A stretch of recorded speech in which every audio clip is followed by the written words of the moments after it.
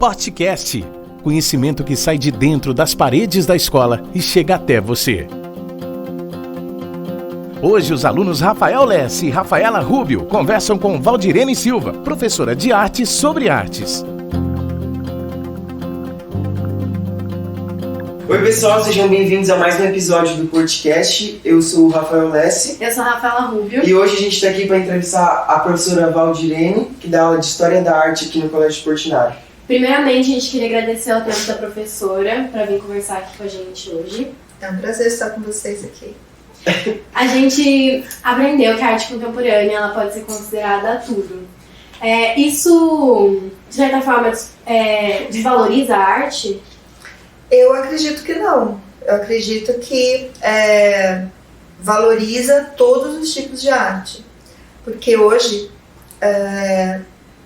ao mesmo tempo que tudo pode ser arte, nada pode ser arte.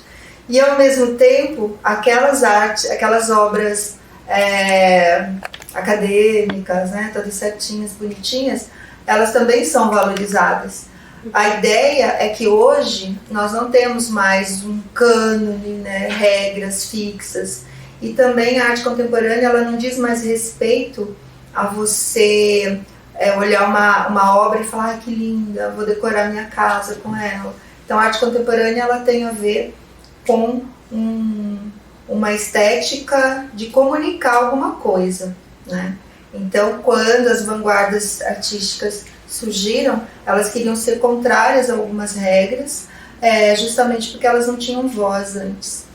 Então, hoje, a arte contemporânea, ela abarca várias coisas e qualquer um pode ser artista? Pode, contanto que você queira que aquilo seja arte e tem um projeto para ser arte. Assim falando de... Assim falando de arte contemporânea, questão de uma nova fase. Você acha que toda essa subjetividade pode retroceder em um processo mais clássico? Eu acho que não. Eu acho que em arte, a arte ela vive de ciclos, né? Ela vai ser sempre contrária aos, digamos, movimentos anteriores. Assim como o Renascimento foi contra os valores da Idade Média, o Barroco foi contra o Renascimento, o academicismo contra o Barroco. Então sempre um vai ser, o mais novo vai ser contra o mais velho, mais antigo. E eu acho que na arte contemporânea, e também nós estamos em outro momento do mundo, da vida, que existem sim os ciclos de volta, como, por exemplo, nunca ninguém deixou de pintar acadêmico, nunca ninguém deixou de pintar o impressionismo. Tem gente que até hoje pinta natureza morta, paisagem, riozinho. Isso não é demérito nenhum, mas é aberto o caminho para as pessoas que querem fazer alguma coisa diferente. Por exemplo, se você quiser fazer, como a gente tem muito, grafiteiro. O grafite ele é feito desde a pré-história, como vocês sabem. E até hoje é difícil as pessoas aceitarem que é arte, né? Mas ela é feita para ser arte. Ela é pensada para ser arte. Quando você entrevista um grafiteiro, ele vai mostrar todos os projetos que ele fez, que nem um cara que vai fazer um quadro bonitinho. Só que ele tem um outro modo de ver, né?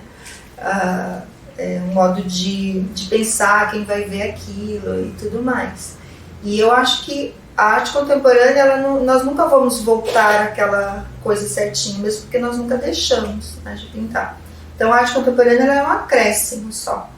E como eu disse, ela faz parte ela faz parte hoje da comunicação, quase. Ela nem tanto mais faz parte da estética, aquela coisa idealizada do Platão. Não tem mais isso.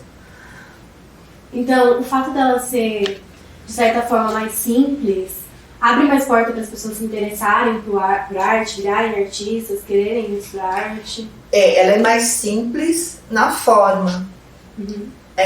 mas ela é mais complicada na sua... No conceito. Isso, um conceito é muito mais complicado. Por exemplo, eu dei um exemplo para vocês na aula de uma pessoa que chega e fala assim, posso falar com a classe, entra, dá umas cambalhotas e vai embora. O significado dela estar ali, ela tem uma razão dela estar ali e fazer aqueles movimentos, porque ela quer provocar em vocês alguma coisa. Então aquilo foi pensado, foi amadurecido para chegar num ponto. Ele fazer aquele happening, que é uma coisa surgida dentro do bojo da arte contemporânea. A mesma coisa que, por exemplo, tem um artista contemporâneo chamado Joseph Beuys, que é um alemão que ele foi morar nos Estados Unidos, e ele só fazia instalações. E as instalações eram o quê? Às vezes ele, no meio da avenida de Nova York, lá no Madison Square, ele montava uma jaula, aí ele ficava lá dentro da jaula, e aí dentro da jaula ele colocava coisas que tinham significado para ele, e aí as pessoas passando, e ele conversava com as pessoas, mexia com uma, fez uma coisa, fazia outra. E qual é o significado disso? Para ele tinha um significado. E para as pessoas também. Nossa, eu nunca vi isso. Nossa, que coisa esquisita. Nossa, olha, tem um alemão aqui dentro. Olha como isso. E aí ele parava, por que você está fazendo isso? Ele explicava, eu estou aqui para conversar com as pessoas. Então, e era uma instalação e era um happening ao mesmo tempo. E ele conversando, falando. Então, a arte ela não ficou mais restrita à tela, ao pincel, né? À peça de teatro. Ela se democratizou. Quando eu era pequena, eu fazia muita arte contemporânea. Mas assim, eram coisas, por exemplo, uma vez eu queimei um plástico, um Tupperware da minha mãe. Nossa. Ela ficou muito brava. Aí meu pai falou assim, já que tá aí torto mesmo, pinta. Aí eu pintei e meu pai colocava na estante. Aí ele falou assim, arte contemporânea da minha filha. Só que não foi para ser uma arte, não foi pensado. Se eu tivesse pensado, eu vou fazer isso. Aí eu colocava o Tupperware lá, fazia e botava. Aí sim, porque o que vai fazer ser arte é o conceito dela. Arte contemporânea, tá, gente? E a gente sabe que, por exemplo, o Romero Brito, ele faz uma arte para ser comercializada. Sim. Existe alguma diferença entre essa arte que é feita para comercialização e a arte que é só feita pela arte? Pela expressão. Sim. Sim. Então, existe uma polêmica, né? O Romero Brito não é artista, é artesão, faz quadro para combinar com o sofá. E eu acho tudo bem que tem esse tipo de arte também. Porque tem gente que vai gostar disso, tem gente que não... Porque a arte contemporânea geralmente ninguém gosta. A verdade é essa. Ninguém gosta, ela não é para ser bonita e agradar os corações. Ela é para provocar mesmo, ela é para você ficar pensando. E o Romero Brito, ele é um artista, lógico, e ele vai ser, exatamente, ele vai pensar o que as pessoas querem. E ele vai fazer o que as pessoas querem comprar. Porque além de ser um artista, ele é um homem de negócios. E talvez os artistas que fazem por amor, sei lá o que, fiquem meio chateados com ele, porque ele faz uma arte comercial. E fazendo uma arte comercial, talvez ele não tenha tanta liberdade como artista de criar. Né? Então eu acho que a pendenga que tem contra o Romero Brito sim, ele é artista, mas será que ele tem tanta liberdade para agir como artista na arte se ele não quiser vender? Sabe? A arte que ele faz, que ele quer para ele, por exemplo, assim, será que é a mesma? Mais ou menos isso. O Romero Brito é meio que tratado como um artista gráfico, que desenvolve, por exemplo, o dono de um colégio chega, por exemplo, acho que o Paulo chegou, eu quero um logo para o meu colégio. E aí o artista gráfico vai e faz. Então, que é um artista também. Mas aí eu acho que tem várias coisas envolvidas. Tem os artistas que são mais enciumados do sucesso da pessoa, e tem os críticos que falam, olha, a gente acha que ele é um artista que faz por encomenda, e que na verdade, enfim, mas é um artista, sem dúvida. Mas agora, se ele é um vendido ou não, como o povo diz, é outra história, sabe? Ele é um artista comercial e pronto, acabou. É diferente, por exemplo, chega o Portinari, que era um grande artista, que foi... A gente fala que o Portinari nos anos 60 era a Gisele Bündchen, né? Era a Anitta dos anos 50, guardadas as devidas proporções. Ele não chegar assim, Portinari, faz pra mim um quadro que eu vou botar na minha casa pra combinar com as minhas coisas. Ele falou, não, eu tenho esse quadro aqui pronto, se você quiser, você leva ele.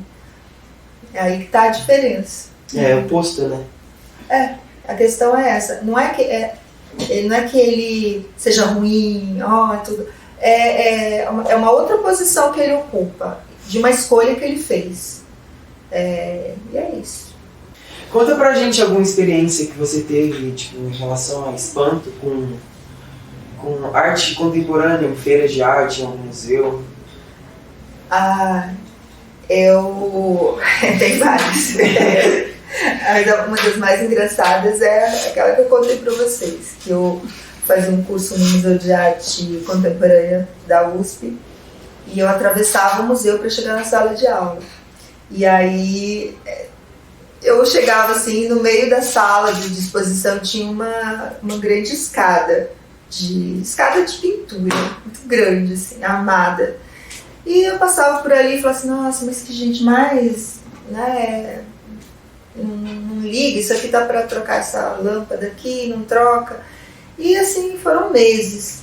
Até que um dia eu parei e falei assim, gente, não é possível, né, essa escada aqui no meio do saguão. E reclamei com a professora, aí a professora falou assim, mas é uma obra. Aí, uma obra? E aí nós fomos lá, e aí embaixo de cada pezinho da escada era um carrinho, tipo um carrinho de Hot Wheels. E em cima também tinha algumas coisas, em cima no patamarzinho da escada. E aí eu falei assim, não, essa é uma escada, eu não lembro lá o autor. E isso daqui enfim, cada um tinha um modo de pensar, né? E enfim, ela acabou dando aula sobre aquelas obras que estavam lá.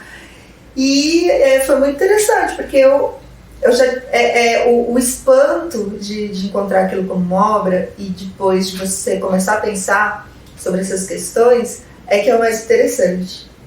E outra coisa interessante foi quando, na minha formatura da aula de artes, a Unesp ficava num casarão antigo, e que tinha um pátio no meio, e a formatura ia ser lá mesmo. E aí fizeram as instalações, colocaram os quadros, instalações artísticas, né? E uma das instalações era cheia de tijolo, areia, várias pedra, enfim. E quando meu pai chegou, ele entrou assim, né? E aí ele falou assim, ai, que gente desmanzelada, não recolheram as coisas da obra, justo hoje que vai ter a formatura. Aí eu falei assim, mas pai, isso aqui é uma instalação artística. Ele olhou, que interessante.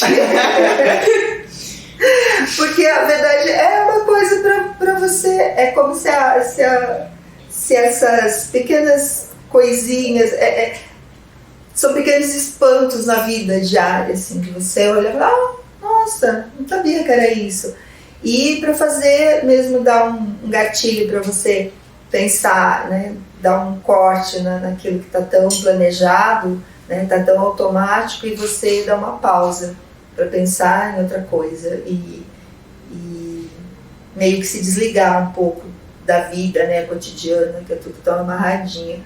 Então eu acredito que essas coisas são interessantes, é como se você começasse um outro ciclo depois que você tem essas pequenas surpresas, assim, porque são coisas que não fazem sentido, né? São coisas meio nonsense.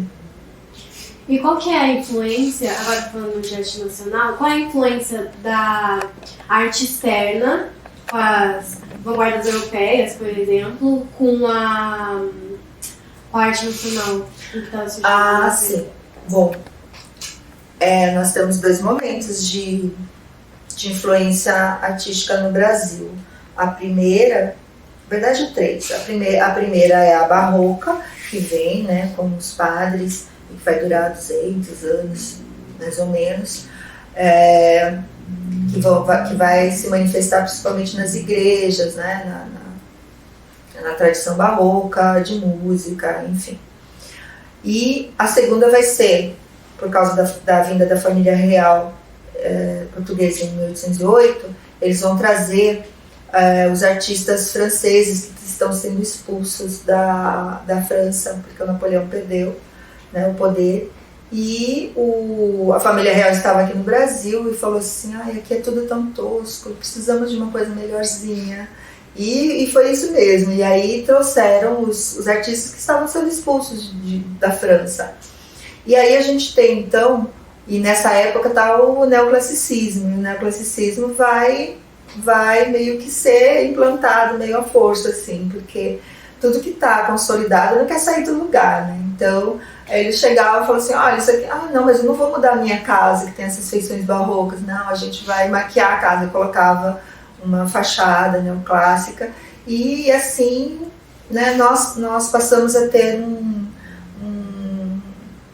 uma paisagem da cidade neoclássica, né, tudo bonitinho, tudo arrumadinho, as janelas de um lado parecido com a da outra, tudo meio, né, simétrico, e a gente se desenvolveu como país no neoclassicismo, né, e que depois entrou a onda do ecletismo, da mistura de estilos arquitetônicos e artísticos, só que a gente ainda pensava como neoclássico.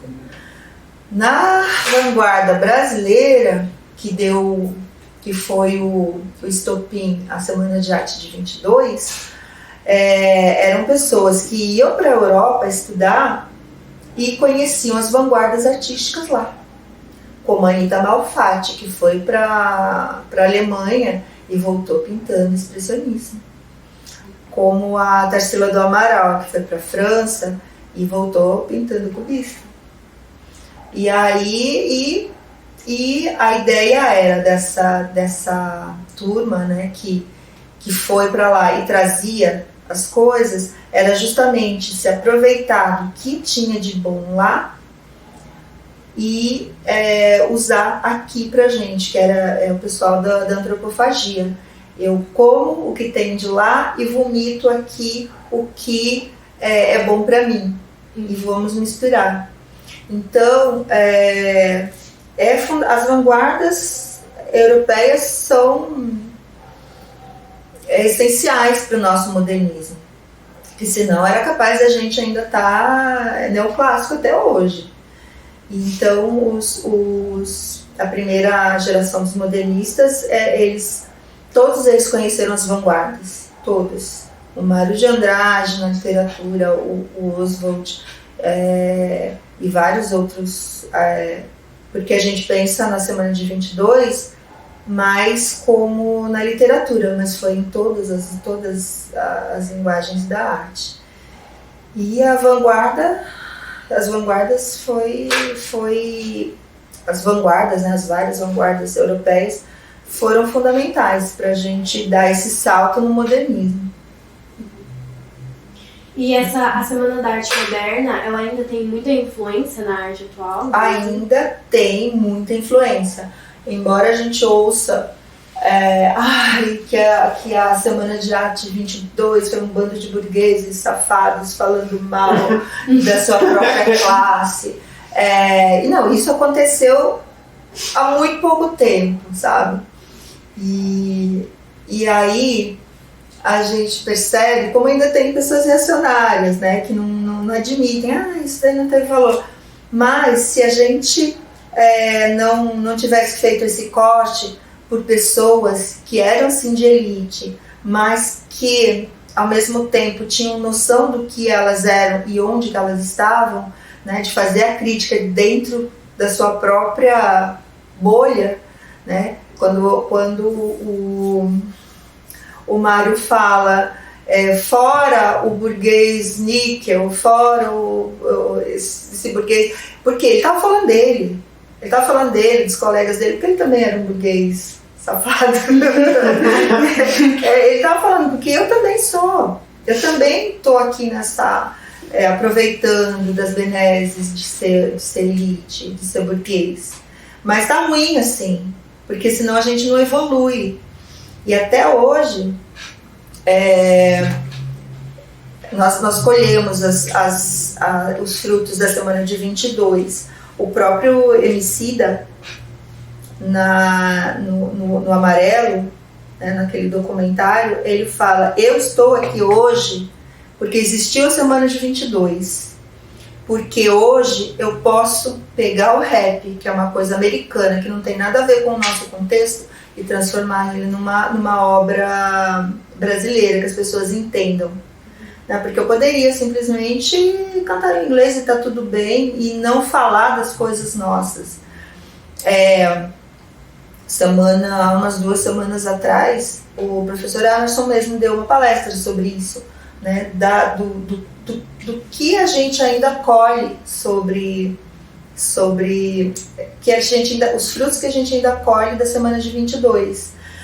Foram eles que falaram: olha, vocês são livres para fazer isso, não precisamos escrever. Vocês estavam estudando outro dia o Olavo Bilac. Nós não precisamos mais escrever como Olavo Bilac, a gente pode ser livre, nós podemos fazer outro tipo de arte. Então também é a literatura contemporânea, né, digamos assim. Você que se formou em arquitetura, o que você acha do abandono da prefeitura em relação ao Museu Municipal de Avaré? Você está falando do Fórum Antigo, né? Ali, não sei, no meio da cidade? Isso. Tá. Não por acaso, também sou presidente do Conselho de Patrimônio Histórico, e ali é uma grande dor de cabeça. Bom, a gente sabe que o patrimônio sempre é um problema em qualquer lugar. Aí a gente fica as pessoas que defendem e as pessoas que querem derrubar. Que a gente fala assim, nós queremos tombar, que é proteger, e os outros querem tombar por terra, que é derrubar. Eu acho que tem a ver com uma falta de consideração, de falta de conhecimento do que é o patrimônio mesmo. O que a gente chama de fórum antigo, que é o fórum, na arquitetura a gente fala, é o fórum do Burgaz, que é o arquiteto que fez. Um descaso que não é só de Avaré, é uma coisa generalizada. O imóvel é do Estado de São Paulo, que cedeu para a Prefeitura por 20 anos, e a Prefeitura utilizou ele de alguma forma, foi Secretaria da Educação, depois foi museu, e é nosso, da nossa cultura brasileira, a gente não manter a conservação de um imóvel. Muitas vezes até na casa da gente. Às vezes é uma casa lá que tem 50, 60 anos, ninguém foi ver o telhado, ninguém foi ver a caixa d'água, enfim. A gente não tem essa preocupação, é uma coisa cultural nossa.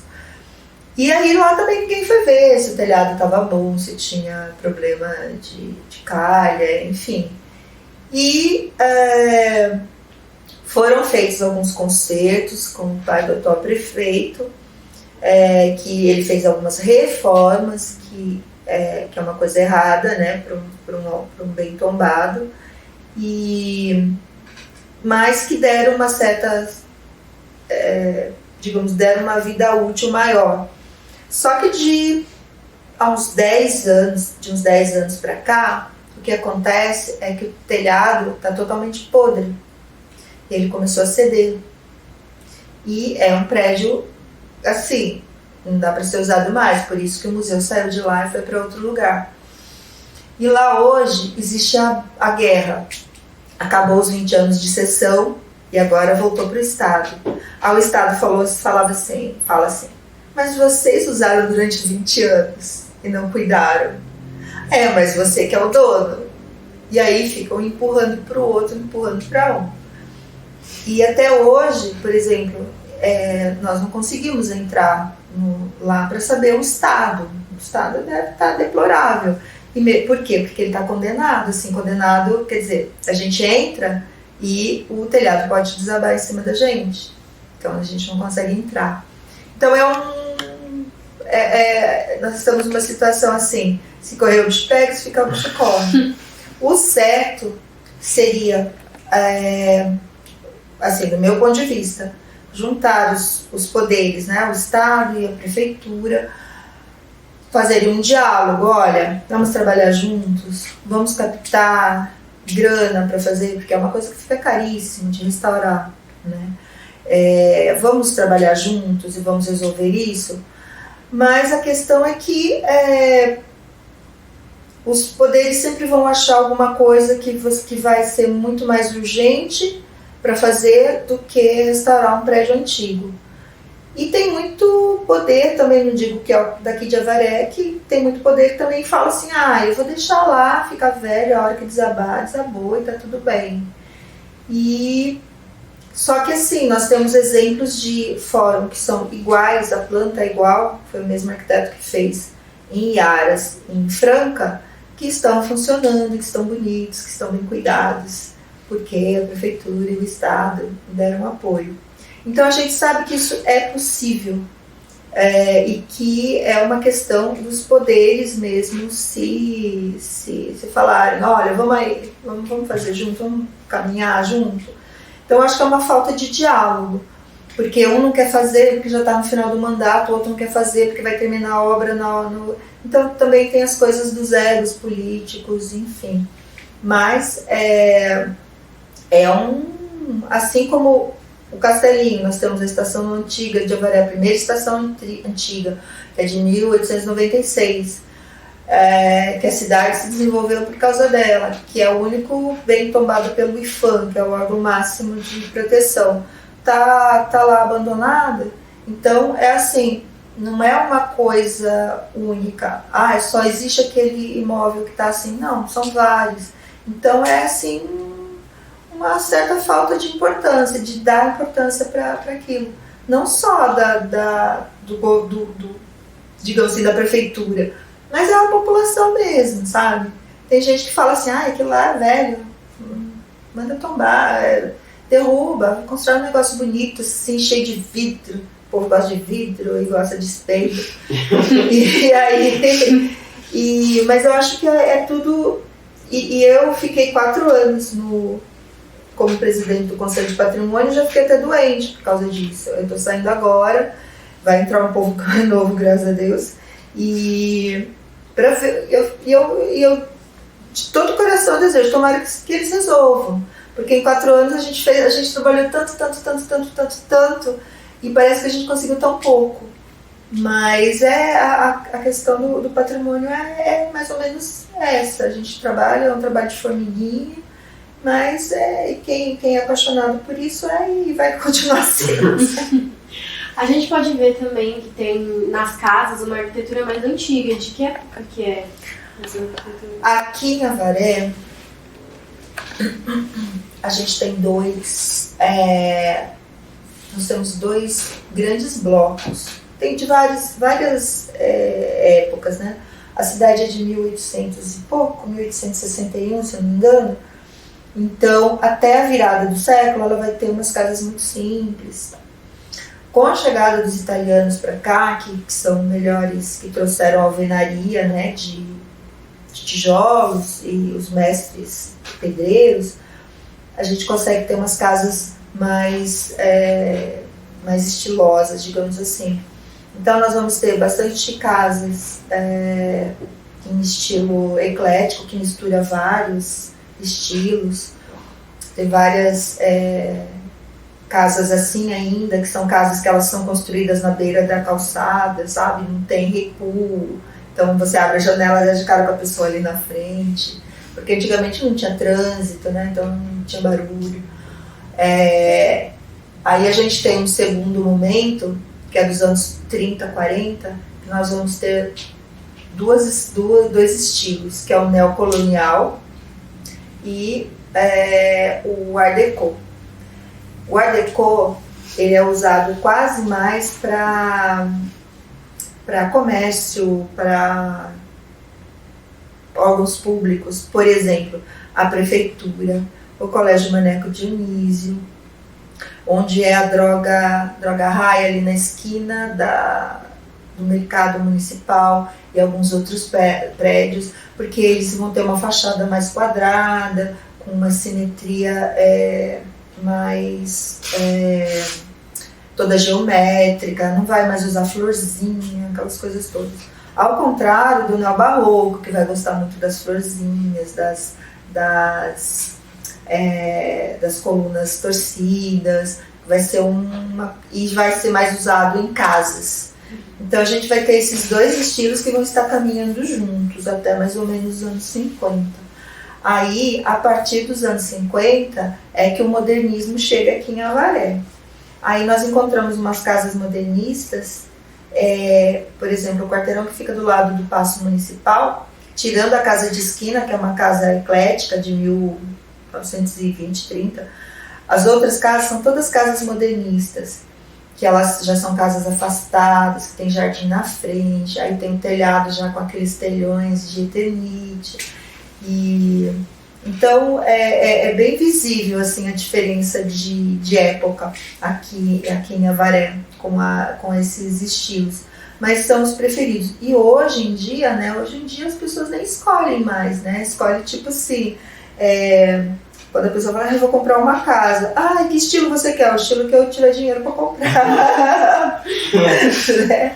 Então aqui no centro a gente consegue delimitar bem o que é neoclássico, o que é modernista, o que é art déco. E a igreja, por exemplo, a igreja Matriz Nossa Senhora das Dores, ela é uma igreja eclética, de arquitetura eclética, mas voltada para o neogótico. Então a gente vai encontrar características barrocas, neoclássicas, só que tem muito mais características neogóticas, né? Enfim. Já bem tardia, assim, já dos anos 40. Então, o neogótico estava lá bombando na virada do século, aqui chegou nos anos 30 pra gente. Para encerrar, então, a gente sabe que a cidade de Avaré é pequena e fica no interior. Como que a gente podia incentivar as pessoas em Avaré para elas procurarem arte?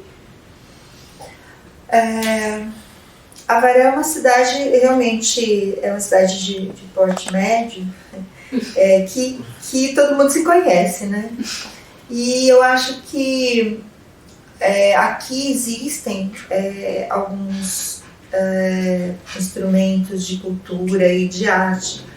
Por exemplo, eu acho sensacional que, por exemplo, existem cursos lá no Centro Cultural de todos os tipos de arte, de música, para criança, para adolescente, e que quando uma pessoa fala, eu gostaria de aprender alguma coisa, eu sempre indicaria, olha, é lá. Para adultos, eu já acho um pouco mais complicado, eu já acho que aí sim falta. Apesar da gente ter muitos artistas plásticos bons aqui, eu acho que falta lugar para expor, por exemplo, né? Falta lugar para atrair essas pessoas, para conhecer mesmo a arte, para ter, como diria, exposições educativas, sabe? E também eu acho que é uma coisa que a gente tem que incentivar nas pessoas,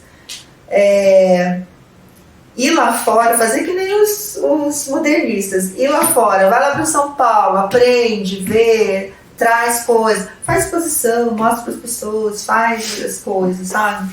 Então, e